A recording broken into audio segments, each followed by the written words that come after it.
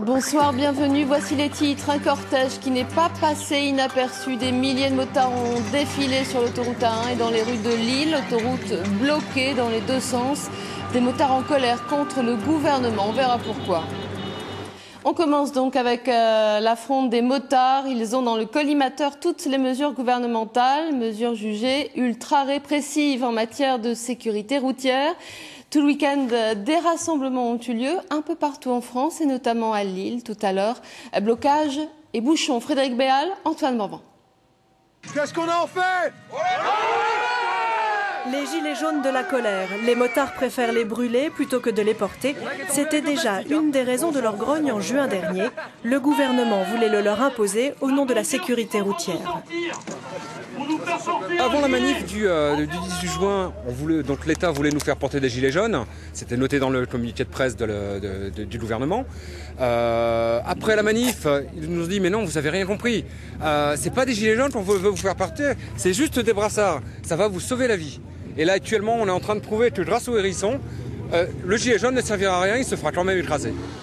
Près de 4000 motards ont répondu à l'appel de l'Union des usagers de la route, venus de toute la région, mais aussi de Picardie, de Champagne et de Belgique. On est solidaires avec nos copains, motards, et allez, en Belgique, on veut faire la même chose parce que la politique fait maintenant rien pour nous, c'est tous contre nous. Blocage de l'autoroute A1 au niveau de Seclin pendant plus d'une demi-heure.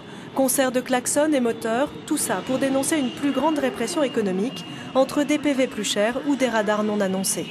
On veut nous mettre des grandes plaques pour soi-disant sauver nos vies. On sait très bien que c'est pour remplir, encore une fois, les caisses de l'État. Il faut qu'on arrête avec ça. On souhaite aussi que soit baissée la TVA à 5,5 sur les équipements de sécurité, puisqu'actuellement les équipements de sécurité sont à 19,6. C'est-à-dire que beaucoup de jeunes aujourd'hui roulent sans gants, voire sans équipement approprié.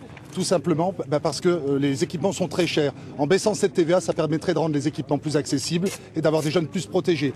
Des jeunes plus protégés, c'est moins d'indemnité sur des sévices corporels en cas d'accident des deux roues moteurs, ce qui veut dire donc moins d'indemnisation au niveau des assurances, moins de charges au niveau de la sécurité sociale.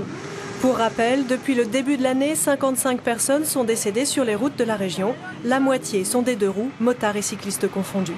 Je vous rappelle une des informations développées ce soir dans ce journal, un cortège qui n'est pas passé inaperçu. Vous le voyez, des milliers de motards ont défilé sur l'autoroute A1 et dans les rues de Lille, autoroute bloquée d'ailleurs dans les deux sens.